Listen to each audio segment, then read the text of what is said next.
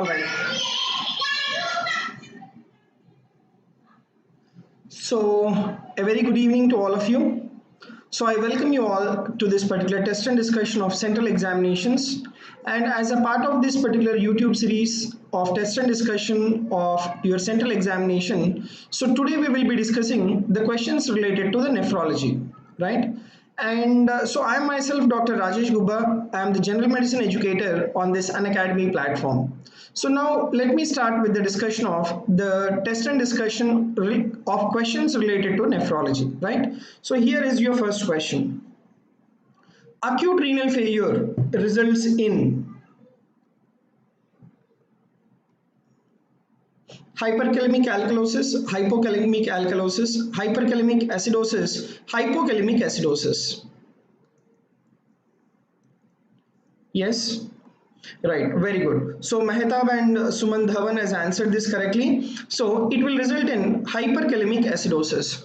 Now let me tell you what exactly will happen in patients with acute renal failure. See, in patients with acute renal failure, what will happen is the GFR will be decreased. And as the GFR is decreased, there will be decrease in the potassium excretion.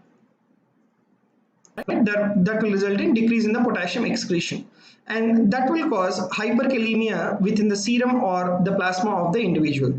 And these individuals, they will also have acidosis. Now, can anyone tell me why do they have the acidosis? Why a patient of acute renal failure will have acidosis? Can anyone answer this?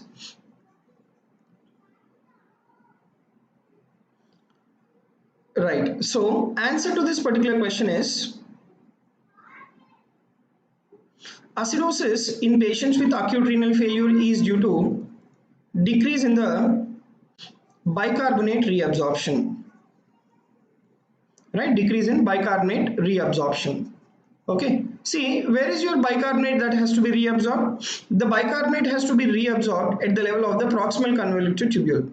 Right, and because of the tubular damage in patients with the acute renal failure, the bicarbonate is not reabsorbed, and thereby the alkalinity will be reduced. Actually, bicarbonate is the one which will give alkalinity to your body, and if your bicarbonate is not reabsorbed, the alkalinity is not given to the body, and thereby the individual will have acidosis. Right, so that is the reason why they'll have acidosis, and there are multiple reasons why you will have acidosis, and one among that is due to decrease in the bicarbonate reabsorption. And what are the other causes of acidosis? I'll explain you as the session moves on. Right. You see this question. All of the following causes acute renal failure except pyelonephritis, snakebite, rhabdomyolysis, analgesic nephropathy. All of the following will cause acute renal failure except.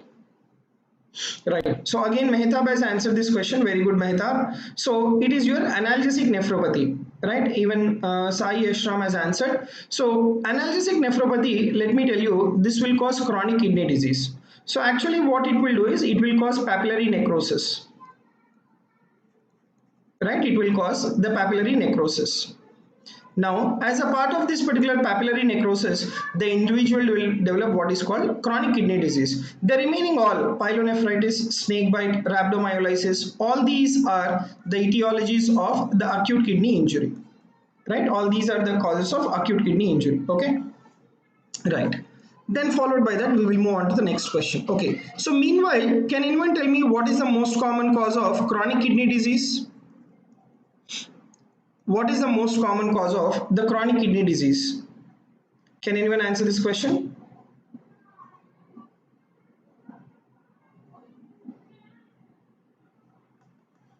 Very good, Mehtab. So, most common cause of chronic kidney disease is diabetes mellitus. So, diabetes mellitus is the most common cause of the chronic kidney disease.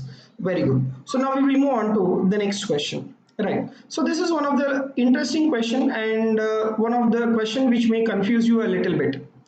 A 42-year-old female presents with diazepam and alcohol overdose, right? And she is comatose and her temperature is 34.5 degrees Celsius. That means hypothermia is there. Blood pressure is 100 by 80, but you see the creatinine, it is 2.4 and aspartate transaminase is 500, GGT is nearly around 35 international units. Urine dipstick shows 3 plus blood, but urine analysis was normal. Ultrasound abdomen was normal. And what is the most likely diagnosis in this patient? Right, very good. So Mahtab is very aggressive in answering the questions. Very good, Mahtab. So the answer to this particular question is rhabdomyolysis. Yes, Mahtab, can you answer me why the answer is rhabdomyolysis? Among the patient's history, what is the etiological agent causing rhabdomyolysis? In the patient's history, what is the etiological agent for causing rhabdomyolysis? Can anyone of you answer this? Rhabdomyolysis is correct.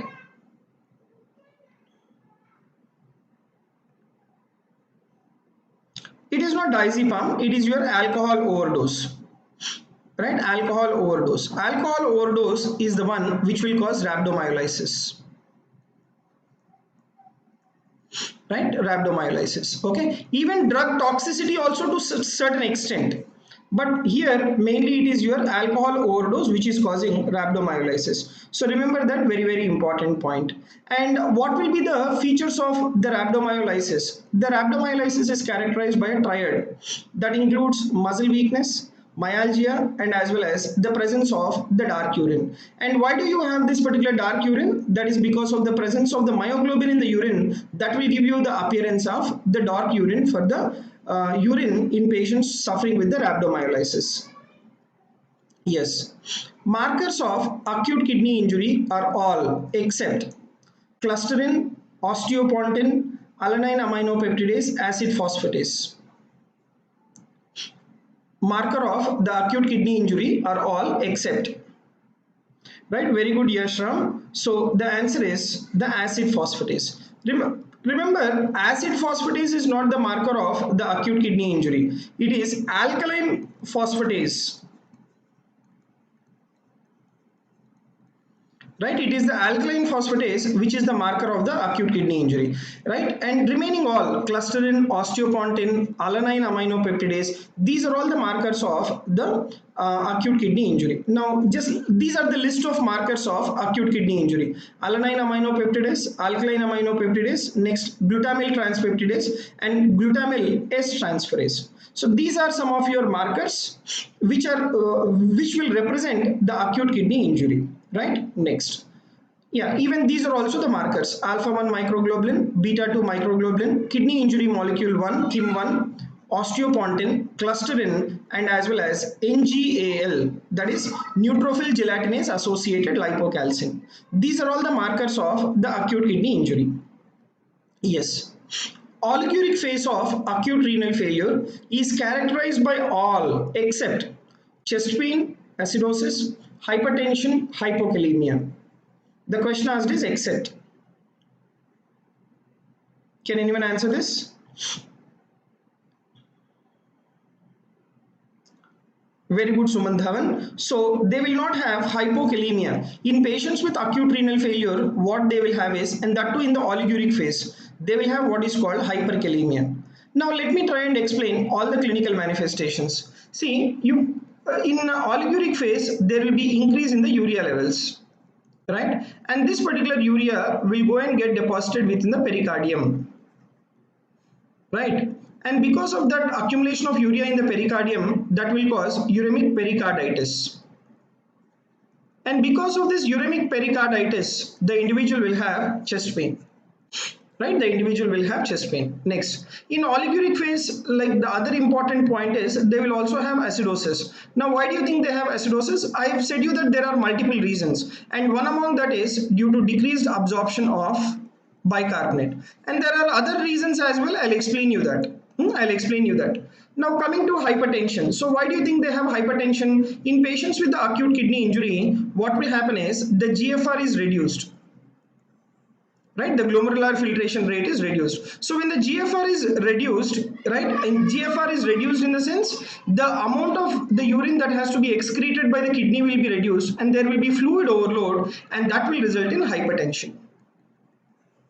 Right, that will result in hypertension. So these are the manifestations what you will have in oliguric phase. Regarding the potassium, what will happen? Because of decrease in the GFR, potassium is not excreted out, and they will have hyperkalemia. right? And they will also have hyperphosphatemia, right? And they will also have hypermagnesemia. But regarding the calcium, they will have hypocalcemia. Why? Because the kidney is the site where the vitamin D is synthesized. The kidney is the site where parathormone will act and will cause the reabsorption of calcium. So now kidney is damaged. So vitamin D is not formed and parathormone will not also not cause the reabsorption of calcium. So calcium will be reduced in oliguric phase. And even you take your sodium, the sodium also will be reduced in oliguric phase. So this will be the electrolyte panel in the oliguric phase. Now, why do you think that the sodium will be reduced? The sodium is reduced again because of the volume overload, right? That is because of volume overload. Okay, because if you take your sodium, sodium is an extracellular substance, and because of the fluid overload, the sodium it gets diluted. So you like what you will have in oliguric phase is dilutional hyponatremia, right? What is that you will have is dilutional hyponatremia. Right. If you take phases, right? Yes, Sunita Man is asking the phases. There are three important phases. Let me tell you. These three phases are: one is the initiation phase of acute renal failure. Then you have maintenance phase, or the maintenance phase is also the one, right? Also the one which is also called oliguric phase. And the last one is your recovery phase or diuretic phase, right? Recovery or the diuretic phase. Okay, so these are the three phases in acute renal failure, right? In the initiation phase, what will happen? The GFR will start reducing, right? It will begin, it will get initiated. Whereas in maintenance phase or oliguric phase, the GFR will reduce to the maximum, and this will be there for 1 to 2 weeks, right? And almost like from 14th to 18th day, right, from 14th to 18th day, the recovery phase will begin. That is, they will have polyuria, right? They'll have polyuria. So these are the three phases in acute renal failure: initiation phase, maintenance phase, and as well as the recovery or diuretic phase, right? Yes, who has asked me this? Sunita Man. Yes, Sunita Man. These are the three phases in your acute renal failure. Okay, we will move on to the next question, right? So this is the question what I was waiting for since long. In renal failure, metabolic acidosis is due to increased H plus production, gain of bicarbonate ions, decreased excretion of ammonia, use of diuretics. So why do you think there will be metabolic acidosis in renal failure patients? Can anyone answer this?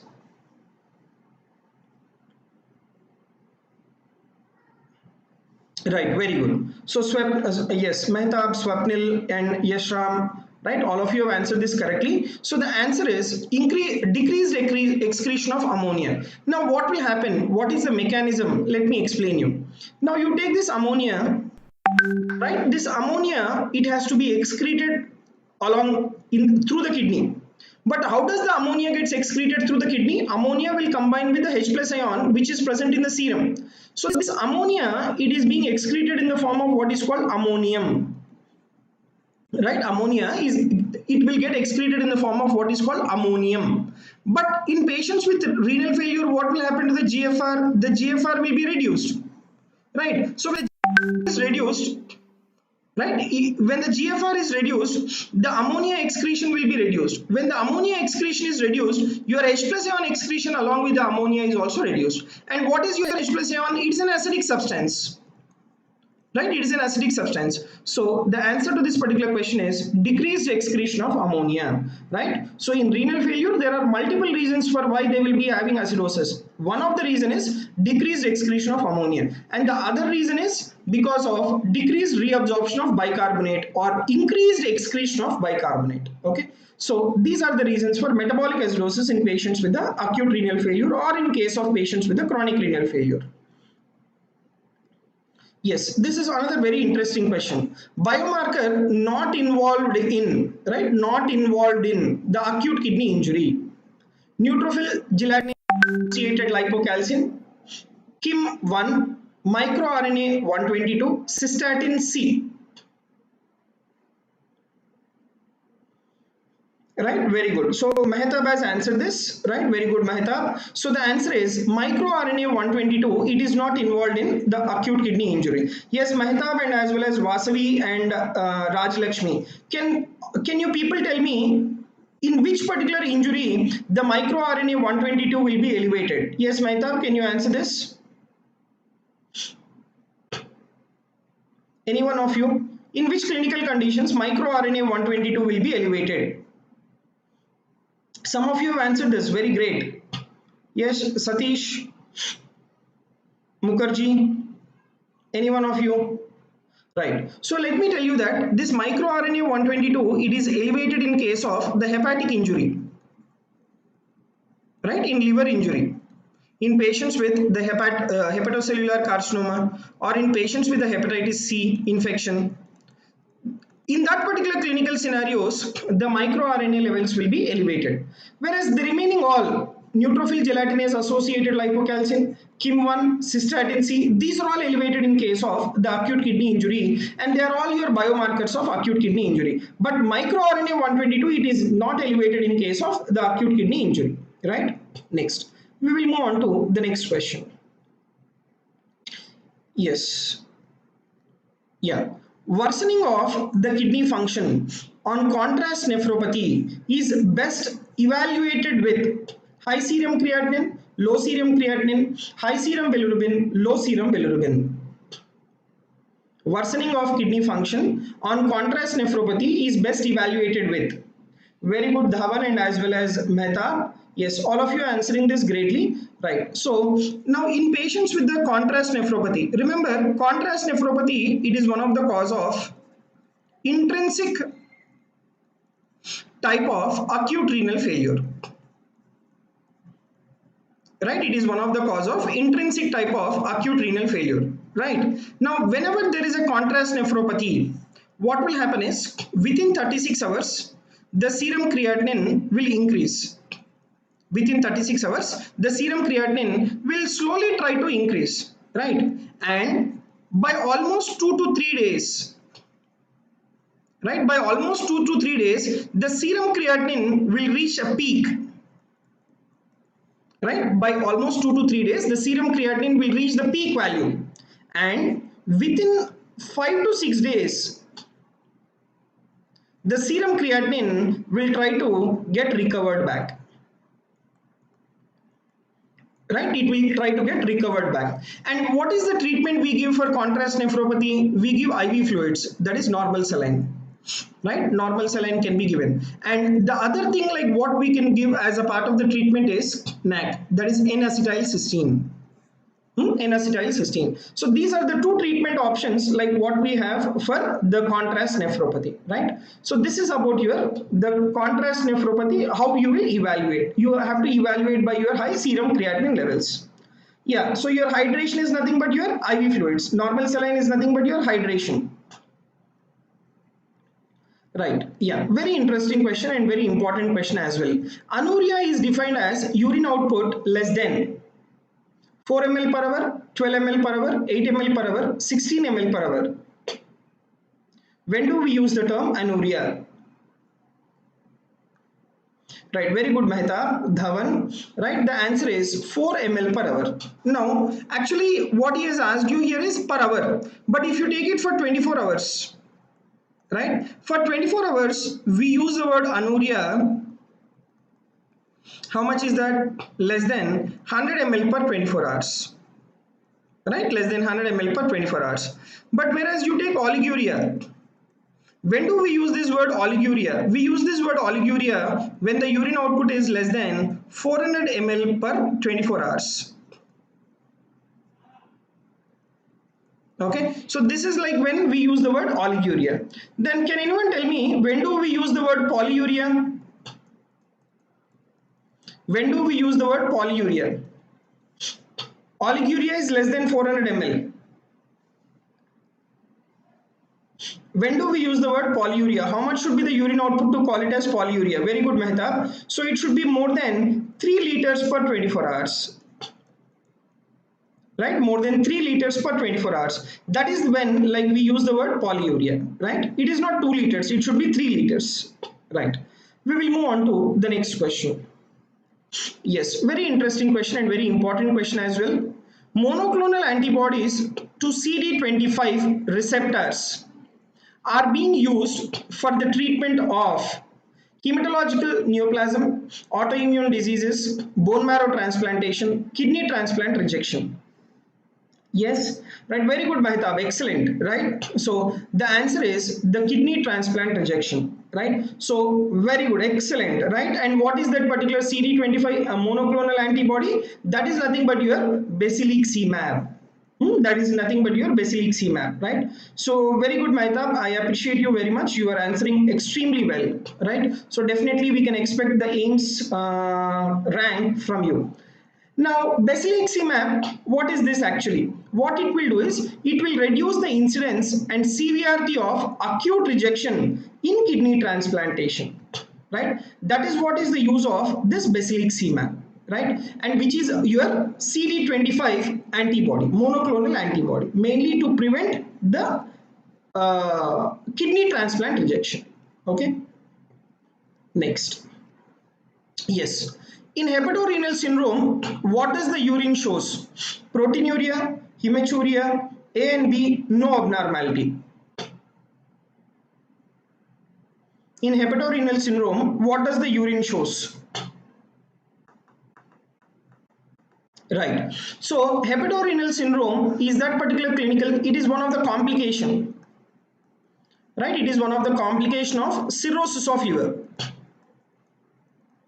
Right, in complication of cirrhosis of liver, and in this complication of cirrhosis of liver, remember, the GFR will be reduced, the serum creatinine will be increased, right, and there will be proteinuria, and there will be also hematuria,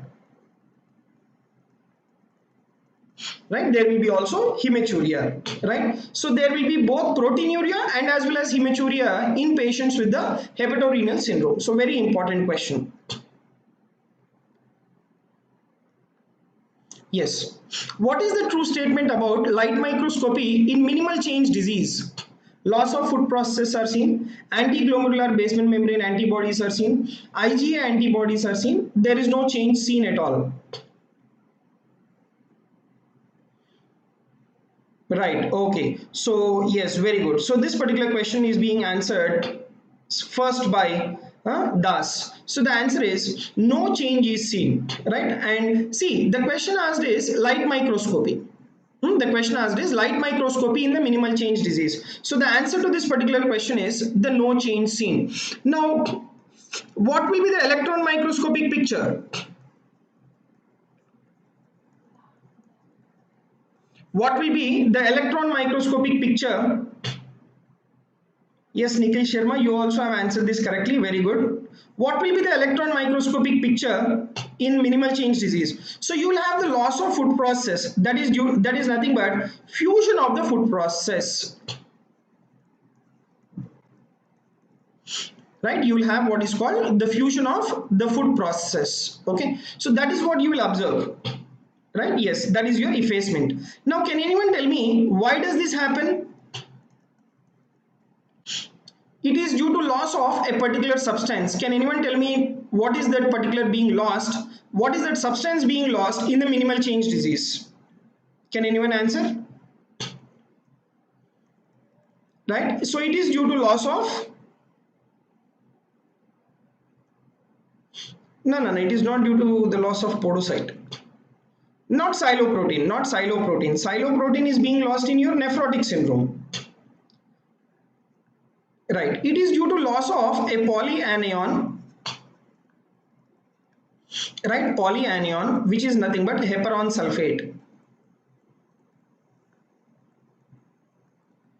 Right, it is due to the loss of a polyanion called heparon sulfate. Okay, so because of this loss of this particular polyanion heparon sulfate, there is fusion of the food process in patients with the minimal change disease. Right, very good. So Samriddha Mukherjee has answered this. Very good, Samriddha Mukherjee. Right.